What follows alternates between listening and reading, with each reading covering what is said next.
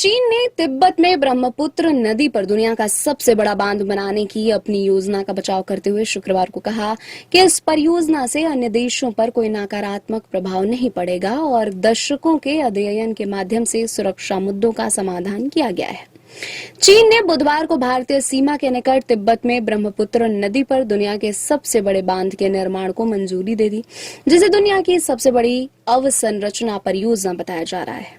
इससे भारत और बांग्लादेश में चिंता बढ़ गई है, जहां से होकर ये नदी गुजरती है। माओ ने बांध से जुड़ी चिंताओं के बारे में पूछे गए सवाल पर कहा कि चीन हमेशा से सीमा पार गुजरने वाली नदियों के विकास के लिए जिम्मेदार रहा है। उन्होंने कहा कि तिब्बत में जल विद्युत विकास का दशकों से गहन अध्ययन किया जा रहा है और परियोजना की सुरक्षा तथा पारिस्थितिकी एवं पर्यावरण संरक्षण के लिए सुरक्षा उपाय किए गए हैं। भारत और बांग्लादेश की चिंताओं का जिक्र करते हुए माओ ने कहा कि इस परियोजना से निचले इलाकों पर कोई नकारात्मक प्रभाव नहीं पड़ेगा।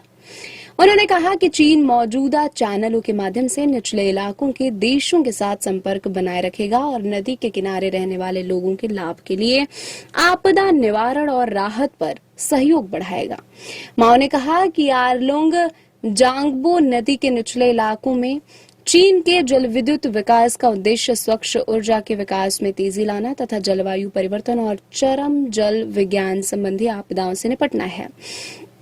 चीन ने बुधवार को भारतीय सीमा के निकट तिब्बत में ब्रह्मपुत्र नदी पर दुनिया के सबसे बड़े बांध के निर्माण को मंजूरी दे दी, जिसे दुनिया की सबसे बड़ी अवसंरचना परियोजना बताया जा रहा है। इससे भारत और बांग्लादेश में चिंता बढ़ गई है, जहां से होकर यह नदी गुजरती है। एक आधिकारिक बयान में कहा गया है कि यह जल विद्युत परियोजना यारलुंग जांगबो नदी के निचले हिस्से में बनाई जाएगी। यारलुंग जांगबो ब्रह्मपुत्र का तिब्बती नाम है। बांध हिमालय की एक विशाल घाटी में बनाया जाएगा, जहां ब्रह्मपुत्र नदी अरुणाचल प्रदेश और फिर बड़ा मोड़ लेते हुए बांग्लादेश में प्रवेश करती है।